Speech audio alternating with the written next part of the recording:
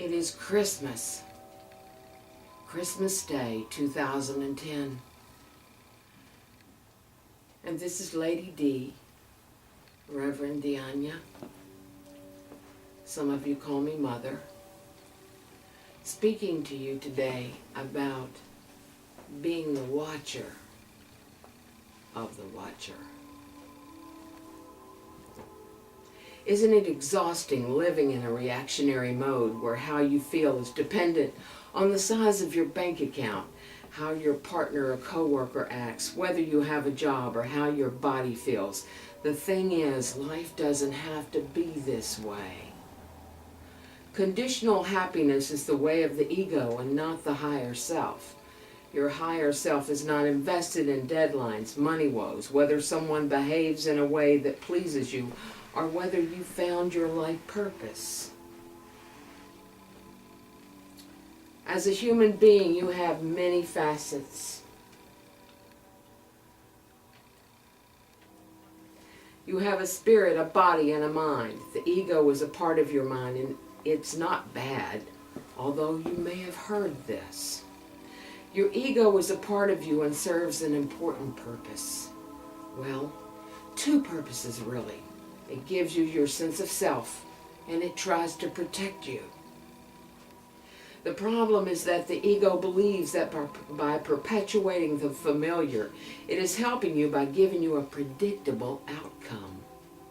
This is true even when your familiar patterns aren't good for you. It forms identities for you through your patterns, the roles you play, like your occupation, the way you look, your relationship dynamics, and even things like being a victim or feeling like a screw-up. The ego does not understand the higher self at all, the God self. It believes that your happiness comes through external stimuli or experiences.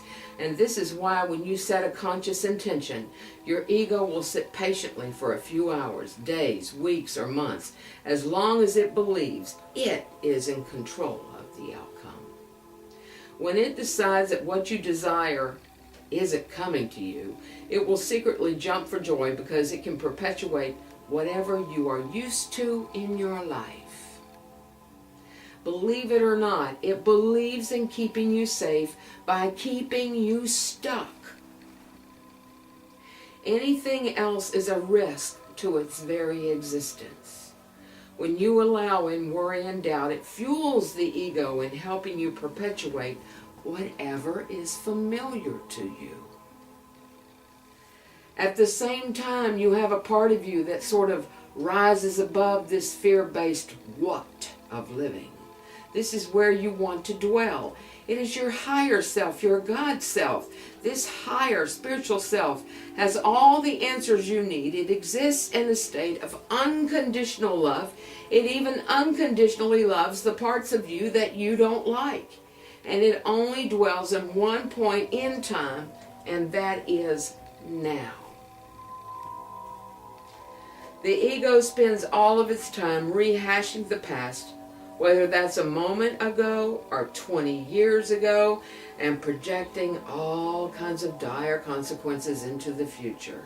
It actually believes if it just keeps thinking about the past and what it didn't like, it can actually change it. This way of living is in a way like being in a mental prison, and it is truly futile and exhausting. One minute something good happens and you're on top of the world. Someone loves you, or you made a big sale. Yahoo! And then the next moment someone does something mean to you, or you have an unexpected expense come up, and boom, no more happiness. Instead of living in a reactionary mode, you can learn to align with your higher spiritual self and become the watcher of your ego, the Buckingham Palace guard of your ego. This means that life is no longer a series of reactions to things out of your control. And even when things don't go your way, you don't fall apart. You simply watch it happening, observing it, while you remain aligned with Source, which allows you to feel happy, and attract more of what you want with ease. It is the difference, dear ones, between responding and reacting. Disengaging the fear-based ego and aligning with the part of you that exists in a constant state of happiness is what you need to do. It is kind of like the sun. Your higher self, your God self, your spiritual self is the sun. And just because it's cloudy out doesn't mean the sun has stopped shining. Your job is to clear the clouds away so you can see the sun again. Here is a place to start. Dear ones, hear my words. Dear ones, listen.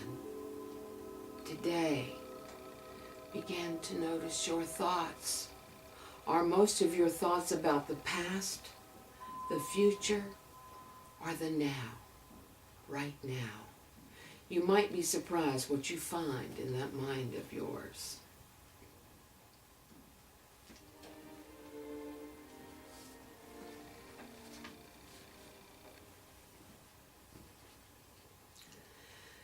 Think and meditate about the mind and how it involves you in all kinds of schemes and desires. Try to watch how the mind works and how thoughts arise. And for a while, become an observer of your mind and its thoughts. Follow the way they arise like balloons, move and make way to other thoughts. Pay attention how they entice you to think them. Now you have done something you may have never, ever done before in your life. You have thought about your own thoughts. You have viewed the mind from the outside as if you were watching someone else's mind. Without realizing it, you have watched the mind as if you were separate from it. Wow. Think about that for a moment. Let that be bubblegum for your brain. Now I ask you, who are you? The mind and its thoughts, or the one watching the mind?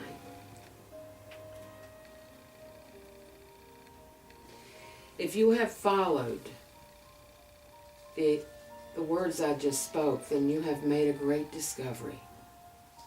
You are not the mind. You are the one watching the mind.